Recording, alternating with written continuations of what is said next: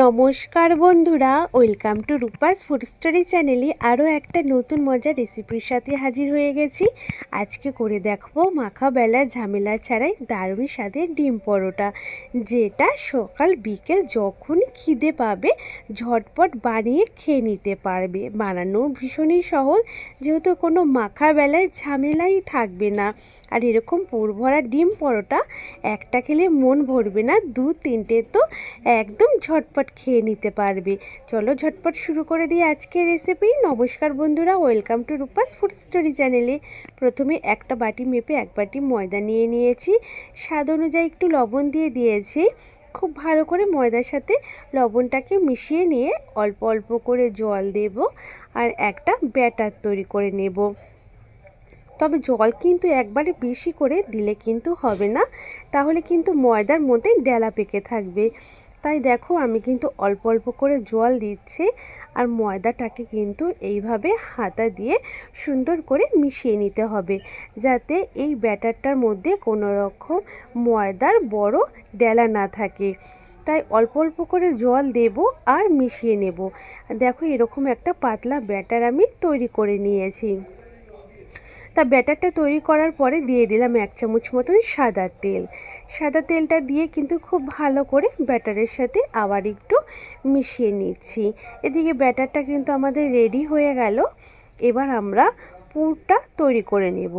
তার জন্য এখানে নিয়ে নিয়েছি 2টো ডিম।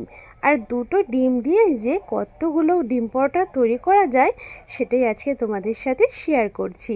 এখানে নিয়ে নিয়েছি সবজি একটুখানি, নিয়ে নিয়েছি পেঁয়াজ কুচি, একটা টমেটো কুচি, একটা ক্যাপসিকাম কুচি আর কিছুটা লঙ্কা কুচি। ঝালটা নিজেদের পছন্দ অনুযায়ী কম বেশি করে নিতে পারো। তা যে 2টো ডিম আমি এখানে নিয়েছি, সামান্য 1 চিমটি মতো লবণ দিয়ে দিয়েছি। এবার চামচ দিয়ে ভালো করে এটাকে বেশ মিক্সড করে রাখছি।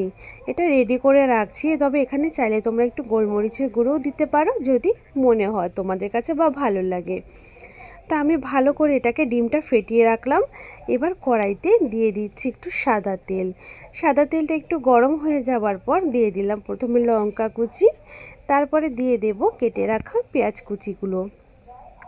লঙ্কা আর পেঁয়াজ কুচিটাকে দিয়ে তারপর আমি খুব ভালো করে নেড়ে চেড়ে একটুখানি ভেজে নেব।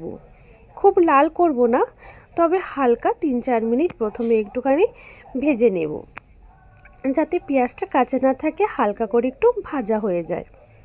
3-4 মিনিট পর দিয়ে দিচ্ছি এখানে ক্যাপসিকাম কুচি। যে ক্যাপসিকাম কুচি করে রেখেছিলাম সেটা, আর দিয়ে দিলাম টমেটো কুচি। এবার খুব ভালো করে এগুলোকে আমি মিডিয়াম ফ্লেমে রেখে ভালো করে নেড়ে চেড়ে প্রথমে একটু নেড়ে চেড়ে ভেজে নেব।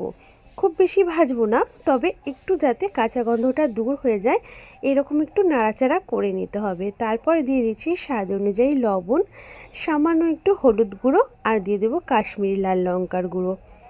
এবার খুব ভালো করে সবজির সাথে নেড়ে চেড়ে ভেজে নেব, সবজিটা যেন কাঁচা না থাকে। তাই খুব ভালো করে এই লবণ হলুদের সাথে সবজিটাকে বারে বার নাড়াচাড়া করে সুন্দর করে ভেজে নিতে হবে, যাতে সমস্ত সবজিটা খুব সুন্দর করে ভাজা হয়ে যায়। এরপর সবজিটা ভাজা হয়ে যাবার পর দিয়ে দিলাম ফেটিয়ে রাখা 2টো ডিম। ডিম 2টো দিয়ে খুব ভালো করে এবার মিক্সড করে নিতে হবে। দেখবে কত সুন্দর একটা ডিমের ভুজি তৈরি হয়ে গেল। সবজি দিয়ে বেশ ডিমের একটা ভুজিয়া বা ডিমের পুর তৈরি করে নেব। অনবরত নাড়াচাড়া করে সবজির সাথে ডিমটাকে ভেজে নিতে হবে। এখানে কিন্তু এক্সট্রা করে আর কোনো তেলের প্রয়োজন পড়বে না। যেটুকু তেল দিয়ে আমরা সবজিটা ভেজেছিলাম এই তেলেই কিন্তু ডিমের পুরটা রেডি হয়ে যাবে। বেশ কিছুক্ষণ নাড়াচাড়া করে ডিমটাকে একটু ভাজা ভাজা করে নিতে হবে, যাতে ডিমটা নরম না থাকে। একটু ভাজা হলে কিন্তু খেতে ভালো লাগবে। তাই এইভাবেই কিন্তু যতক্ষণ না ডিমটা ভালো মতন ভাজা হচ্ছে অনবরত নেড়ে চেড়ে নেব। তা দেখো এইভাবে কিন্তু আমি নেড়ে চেড়ে নেবার পর দিয়ে দিচ্ছি একটুখানি ধনিয়া পাতা কুচি, তাতে পুরটা খেতে কিন্তু খুব ভালো লাগবে। ধনিয়া পাতা কুচিটাকে দিয়েও এবার একটু হালকা করে নেড়ে চেড়ে মিশিয়ে নিলেই রেডি হয়ে গেল আমাদের ডিমের পুর। এবার নামিয়ে একটু ঠান্ডা করে নেব। তারপর কড়াইতে হালকা করে আগে একটু তেলটা ব্রাশ করে নিচ্ছি। তেল ব্রাশ করে নেবার পর এখানে প্রথমে দিয়ে দেব 1 হাতা মতন ব্যাটারটাকে দিয়ে হালকা করে একটু ছড়িয়ে একটা গোল রুটির মতন করে নিচ্ছি। তবে তোমরা চাইলে আরও ছোট বড় যে যেরকম বানাতে চাও সেরকম সাইজের বানিয়ে নিতে পারো।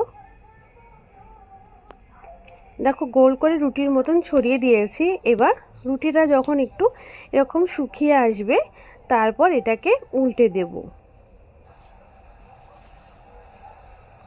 উল্টে দেবার পর এবার এই ওপরের অংশের মধ্যে দিয়ে দেব ডিমের পুরটা তোমরা যে যতটা দিতে চাও দেবে, তবে একটু বেশি করে দিলে কি হবে ডিম পরোটাগুলো খেতে কিন্তু খুব ভালো লাগবে। তার ডিমের পুরটা কিন্তু আমি এভাবে সুন্দর করে রুটির ওপরে দিয়ে দিয়েছি। এবার রুটিটাকে কিন্তু ভাঁজ করে নেব। তোমরা চাইলে খুন্তি দিয়েও করে নিতে পারো, তবে হাত দিয়ে করলে খুব ভালো হয়। তবে হাতে গরম সহ্য না হলে এইভাবে খুন্তি দিয়েও কিন্তু তোমরা এটাকে ভাঁজ করে নিতে পারবে। তারপরে একটুখানি মুখটা চেপে দিলেই ভালো করে এটা কিন্তু আটকে যাবে। খুব ভালো করে চেপে নিচ্ছি আমি। এরপর এখানে উপরে একটু তেল ব্রাশ করে নেব। আমি উপরে একটুখানি ভালো করে তেলটা ব্রাশ করে নিয়েছি।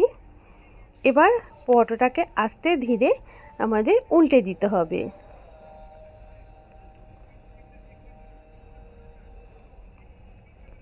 পরোটাটাকে উল্টে দিয়েছি। এবার ভালো করে এর ওপর পিঠটাতেও একটু তেল ব্রাশ করে নেব। তাতে কি হবে দুদিক থেকেই সুন্দর করে পরোটাটা ভাজা হবে।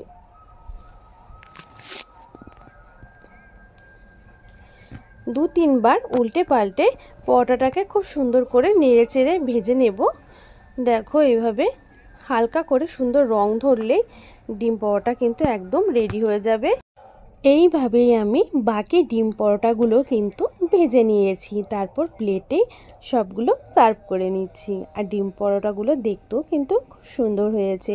কোনো রকম মাখা বেলার ঝামেলা ছাড়াই ঝটপট তৈরি করে নাও এই দারুণ স্বাদের ডিম পরোটাগুলো।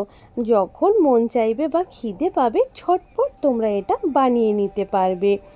আর ডিমের পুর দিয়ে খেতে কিন্তু অসাধারণ লাগে ডিম পরোটাগুলো।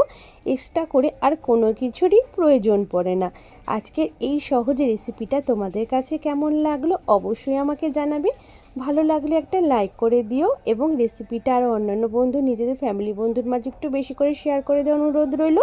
নতুন বন্ধু হলে চ্যানেলটাকে সাবস্ক্রাইব করে নিও, বেল বাটনটা অল করে রেখো নতুন নতুন ভিডিওর নোটিফিকেশান পাওয়ার জন্য। আজ তাহলে এই পর্যন্তই, দেখা হবে আরও অন্য কোনো নতুন রেসিপির সাথে।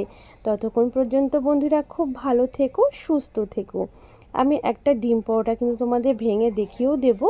ভেতরে কত সুন্দর এরকম ডিমের পুরের ঠাসা। আর এরকম ডিম পরোটা একটা খেলে কিছুতেই মন ভরবে না, দু তিনটে তো তোমরা হামেশাই খেয়ে নেবে। তাহলে বন্ধুরা এখানেই সমাপ্ত করছি এই ভিডিও। খুব ভালো থেকো, বাই।